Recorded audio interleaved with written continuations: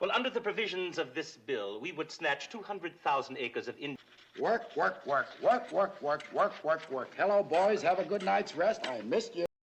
A chaotic moment on the set where everything suddenly fell apart.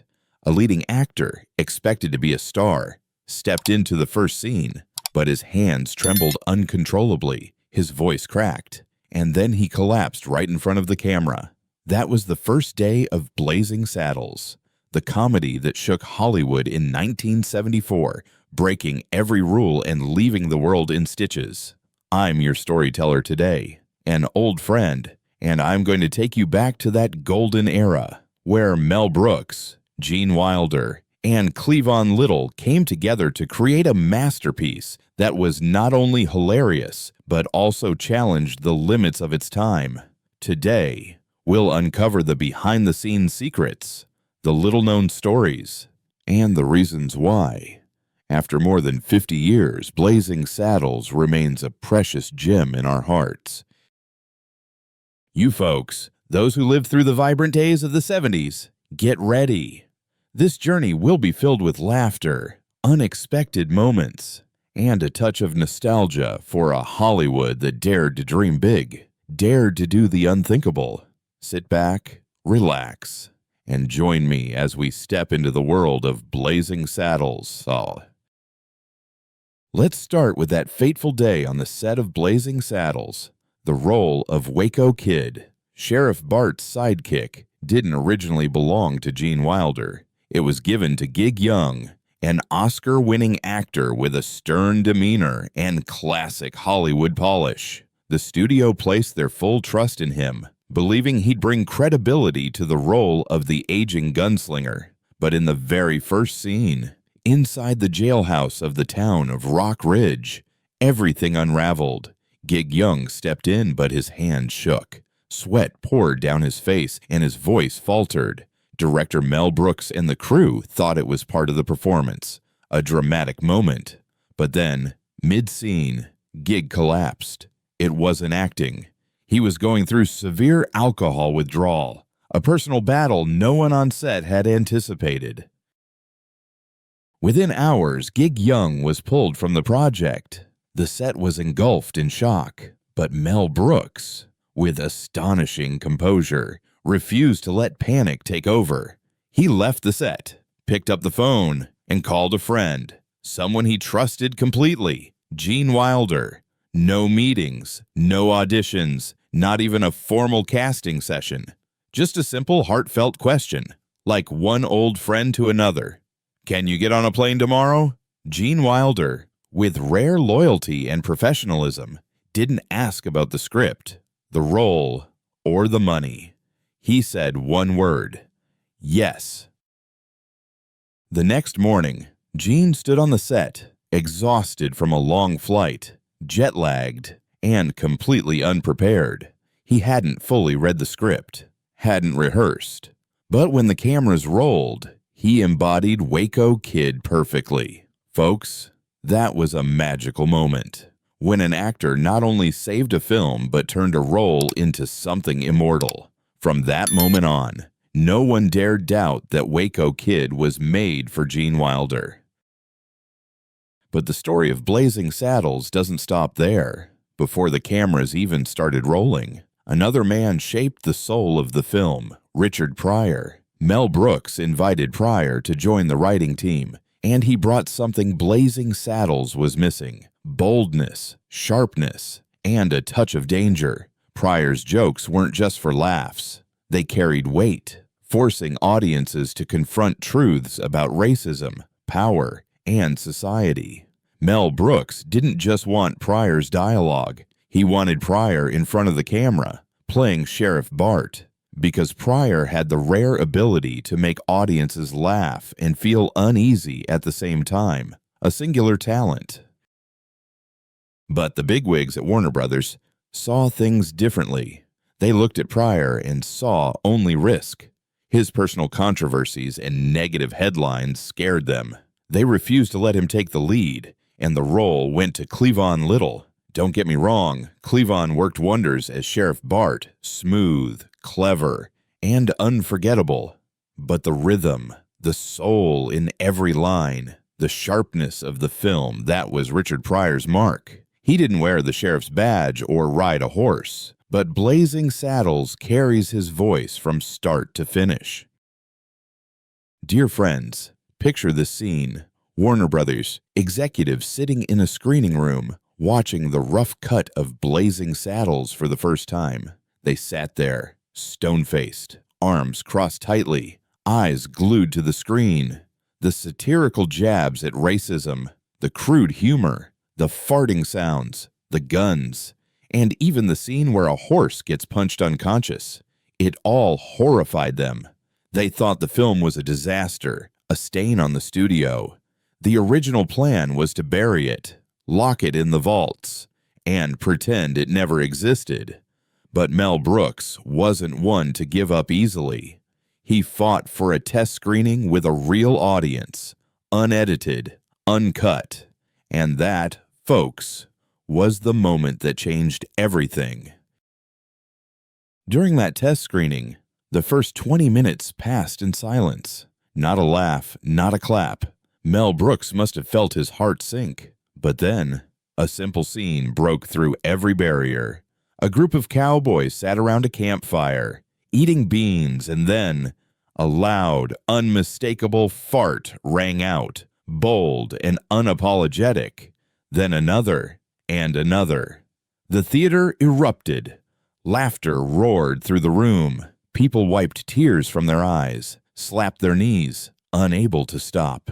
The first fart scene in a mainstream movie shattered the tension, giving the audience permission to laugh freely. From there, the laughter never stopped, spreading from scene to scene until the theater felt like it might explode. Blazing Saddles went from a rejected film to one the studio couldn't ignore.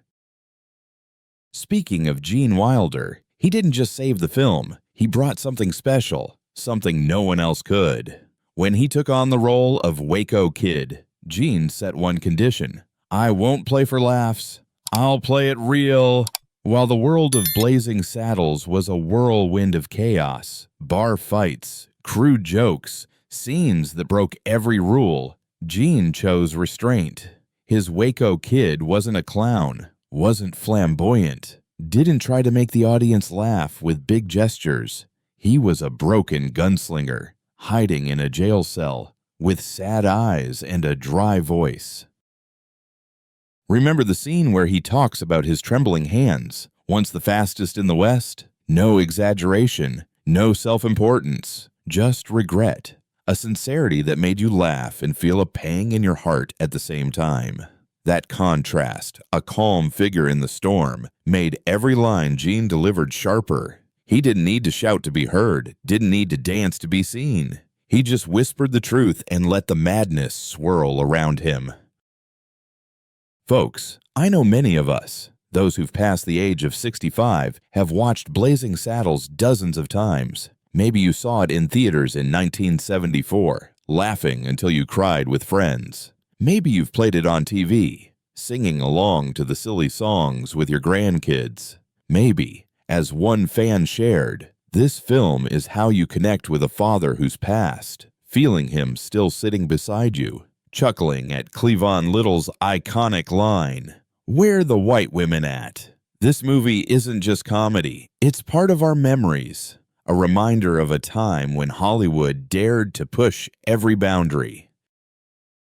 Let's talk about Cleavon Little, who made history as Sheriff Bart, one of the first black actors to lead a major Hollywood comedy. But, folks, that role wasn't easy. Off-screen, Cleavon received hate mail, threats, and insults from audiences who couldn't distinguish satire from reality. But on set, he never let that pain show.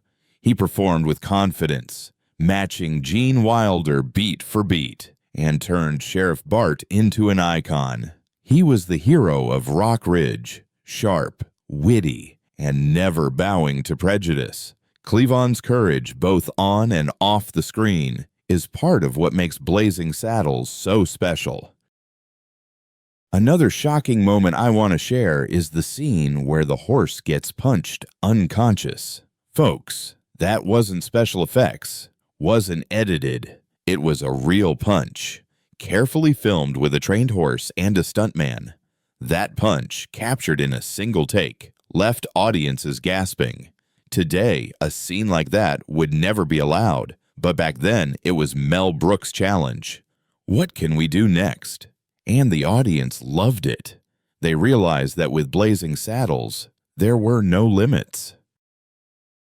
Let's talk about Hedley Lamar, the villain played by Harvey Korman. Hedley embodied the self-important, incompetent bureaucrats, and Mel Brooks based him on a real Hollywood executive. Every time Hedley snapped, "It's Hedley, not Hetty." We could hear the frustrated yells of every producer Mel ever mocked. Harvey Korman played Hedley as if he truly believed he was a genius, even though he couldn't remember his henchmen's names. The result was a villain both despicable and hilarious, one you couldn't help but laugh at as he failed.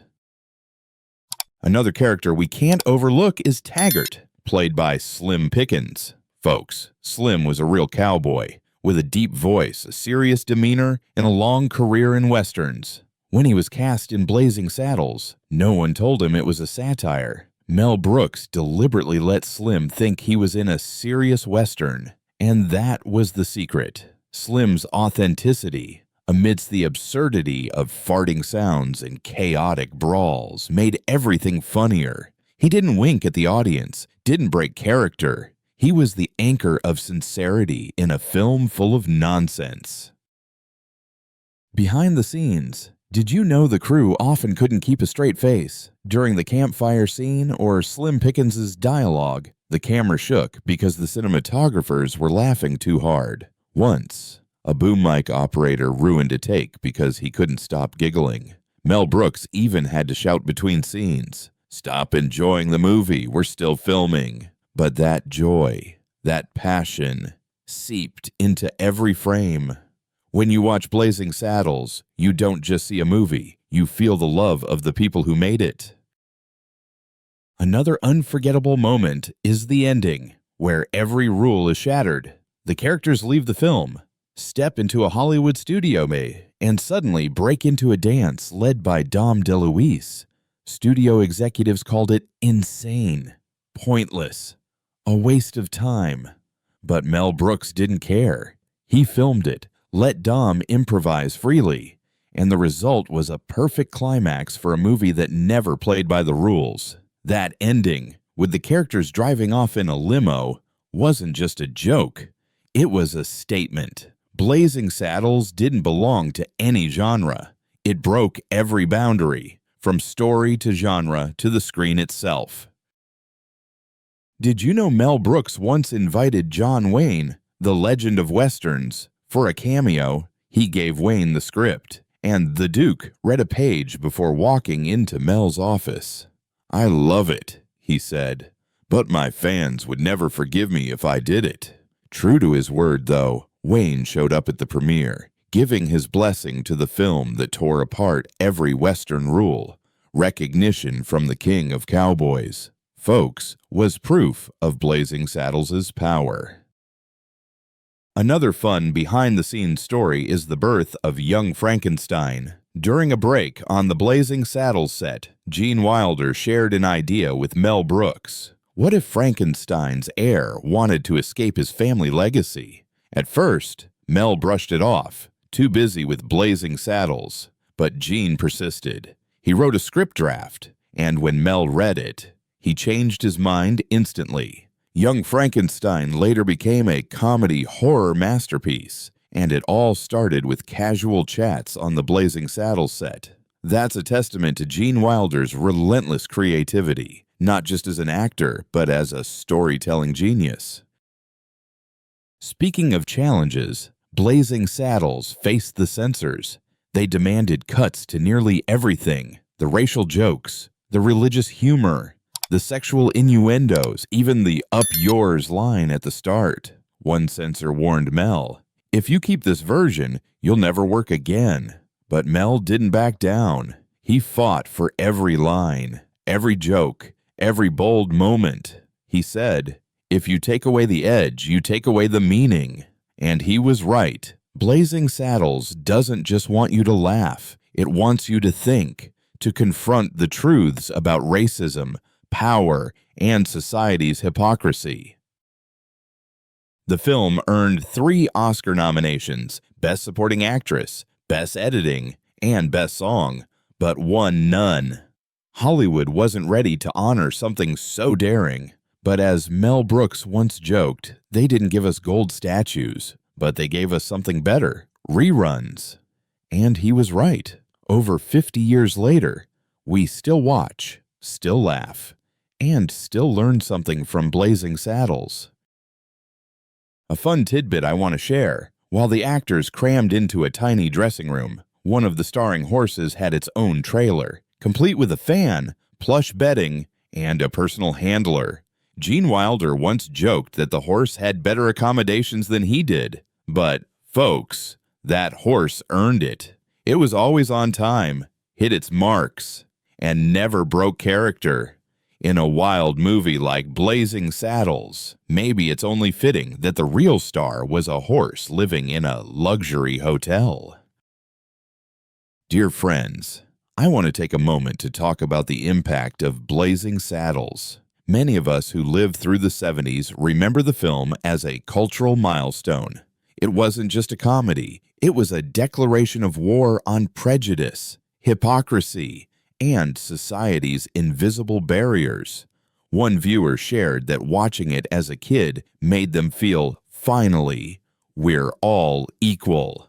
Another said the film did more for race relations in America than any other work, thanks to the collaboration of Mel Brooks, Richard Pryor, Cleavon and Gene Wilder. Mel Brooks once said he couldn't make Blazing Saddles today. Those jokes, that boldness, wouldn't be accepted, but he has no regrets.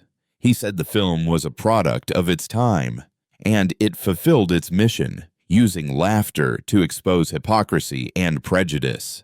This movie, folks, is a sharp knife, cutting through society's layers and doing it with a smile. Before I wrap up, I want to thank you, the ones who've kept Blazing Saddles alive in your hearts. Maybe you've watched it dozens of times, knowing every line like an old friend. Maybe you've played it to laugh with family, to remember simpler days. Maybe, as one fan shared, this film is how you connect with a loved one who's gone, feeling them still beside you, laughing at those timeless moments. That's the power of Blazing Saddles. Not just laughter, but connections that transcend time. Dear friends, if today's story makes you want to rewatch Blazing Saddles one more time, do it. Dig out that old DVD, turn on the TV, or share it with your grandkids. And if you want to share your memories of the film, leave a comment below. I'd love to hear your stories about the first time you saw it, who introduced you to it, or your favorite line. Don't forget to hit the like button and subscribe to the channel so you don't miss more movie stories. Thank you for joining me on this journey. See you soon, and keep laughing loud, just like Blazing Saddles taught us.